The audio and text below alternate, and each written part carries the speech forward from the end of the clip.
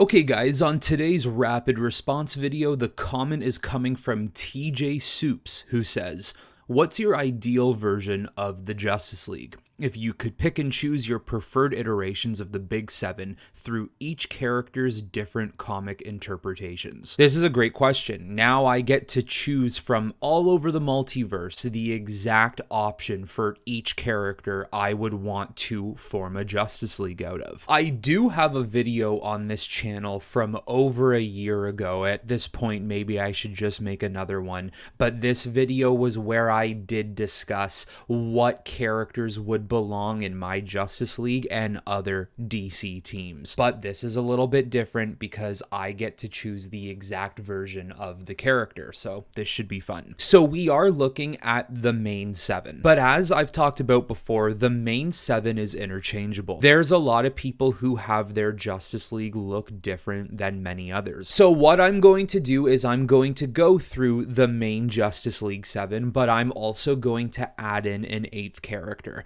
I know a lot of people would have Aquaman in their Justice League. I personally wouldn't. My team would consist of Superman, Batman, Wonder Woman, Flash, Green Lantern, John or Hal, more preferably John, Martian Manhunter, and Zatanna instead of Aquaman. So with that being said, let's start off with the face of the league, Superman. And the particular iteration I would want for the Man of Steel is Henry Cavill or Earth 1 Superman, or even in a way, a blend of both. Henry Cavill's Man of Steel and Earth 1 Superman in their own rights actually share a lot of similarities. There are so many fantastic stories and ideas of who Superman is today, but Henry Cavill's Superman is who I picture in my mind, and Earth 1 Superman is by far one of the best Superman stories I've ever read,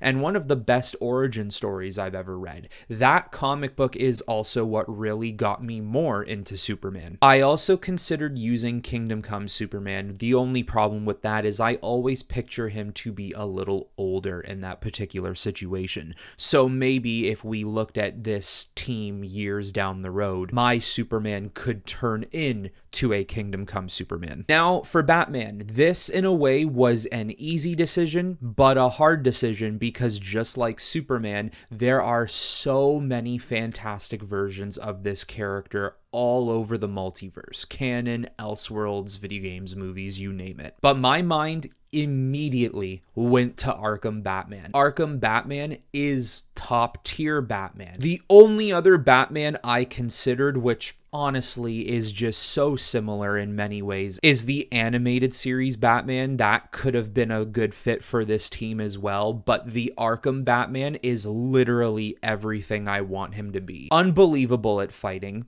actually the world's greatest detective, crazy gadgets, power suits, and that insane Batmobile. This Batman has everything I've ever wanted to see in any medium of comic book entertainment. Arkham Batman is my favorite iteration of the character of all time, so he has to be here. So for Wonder Woman, I have a blend of her DCAU counterpart, so the Justice League animated show, and pre-New 52 Wonder Woman, or modern age Wonder Woman, if you will. I love this idea of Wonder Woman having a soft spot to her, but also being ruthless when she needs to be. This woman is an Amazonian princess warrior. She has been trained how to fight wars, medieval time-like, okay? She has been trained in the art of killing. She understands what she needs to do, even if it is not the most popular opinion, not just amongst her people, but amongst a team like the Justice League. Think about how she killed Maxwell Lord. In order to do so, and to keep Superman from stopping her,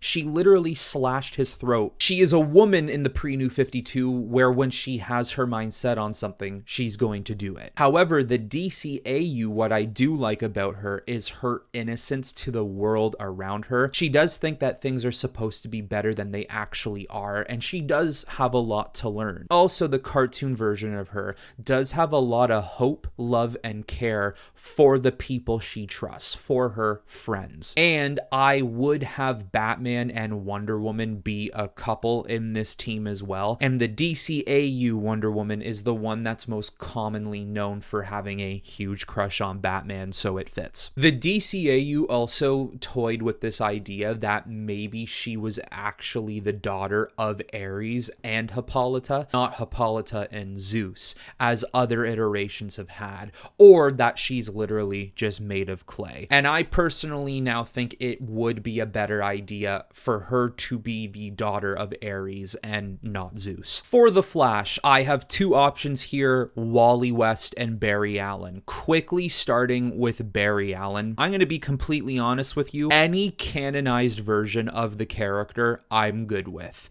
Pre-New 52, New 52, Rebirth, don't matter to me. I don't necessarily think Barry has ever been so heinously written before. I think all versions of him have relatively been solid. For me, because Wally West would be my Flash, and that, of course, is the inspiration given to us from the Justice League animated cartoon. When you grow up with that show, it is hard to see past it because everything was just written so damn well in that cartoon. But for Wally, I do have a mixture of the DCAU Wally and the New 52 Wally. However, it would be 85% DCAU and 15% New 52. The 85% of the DCAU for Wally would literally be his personality, his dialogue, who he inherently is. Everything about that Flash is pretty much staying. The 15% that's coming from Wally in the New 52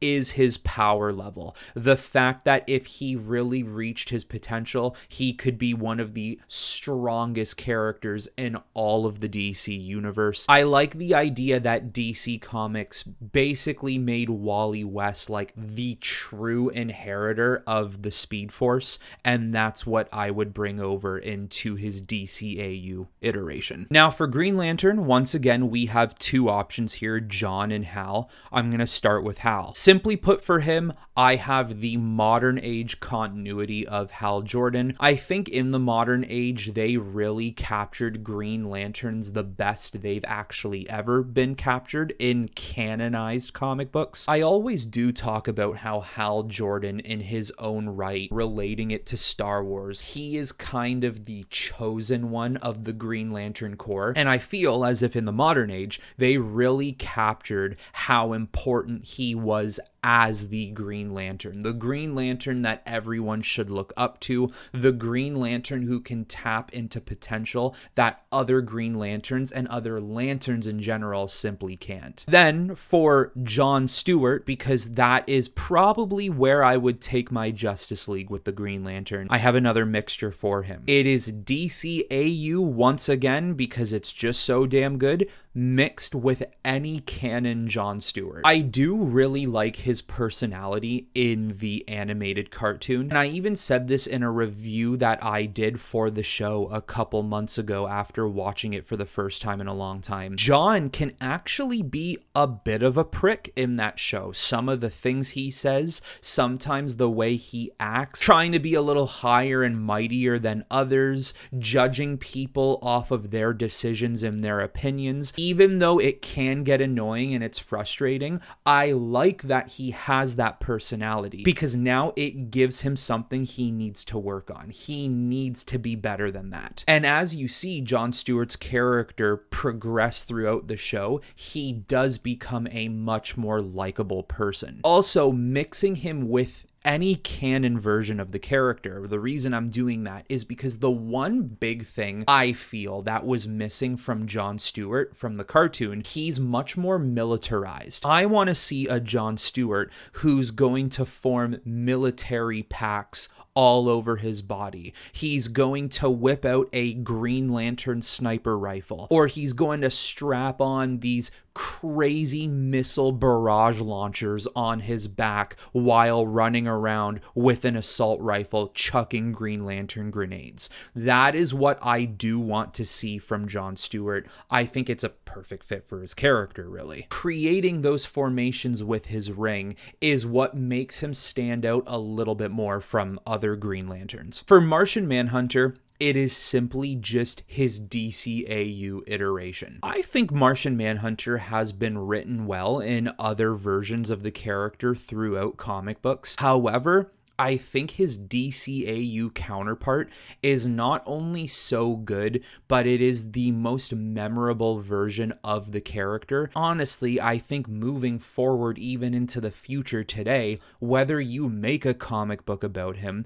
or you make a movie or a show about him, the biggest piece of Martian Manhunter context you're using is his counterpart in the animated cartoon. It's just that good. Now, even though I would not have Aquaman on my Justice League, for the people who do, I would, believe it or not, go with the Injustice variation of him mixed with any other comic book variation. I think Injustice Aquaman is captured perfectly, and what I mean by that is mainly demeanor, personality, attitude, and even his looks. That is the King of Atlantis, in my opinion. The only thing that's not captured as perfect as you might think, of course, is him joining a regime and being more of a bad guy than a good guy. And that's why I would say take the way he looks and acts in Injustice and mix him with another comic book variation. Because within the comic books, he demands and garners respect. He is a natural born leader. People flock to him to follow him. He's always willing to stand up for what's good, what's true, what's right. But like Wonder Woman in a way, he's not afraid to making these hard decisions that might be unpopular opinions. And then last but not least, mainly because she would be on my version of the Justice League, for Zatanna, we are doing any canon continuity of the character mixed with her iteration from Batman the Animated Series. She's another character I don't believe they ever really wrote very terribly in any way. I think she's been relatively good in every continuity that I've read, at least. And her interpretation in Batman the Animated Series,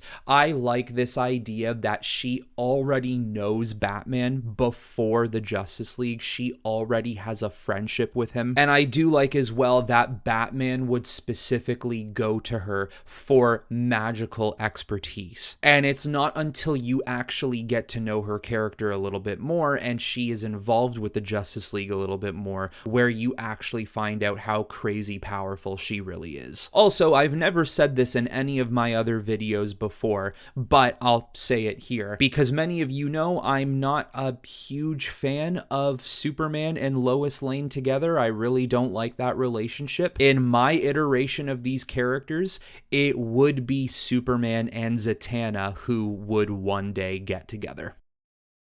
So there you go, guys, my ideal Justice League filled with different iterations of the characters. Personally, my favorites. Now, guys, in the comments below, do the same thing. Let me know what your Justice League would look like using certain iterations of the characters. That is all I have for you on this video, everyone. I hope you all enjoyed, and until next time, I will talk to you all very soon.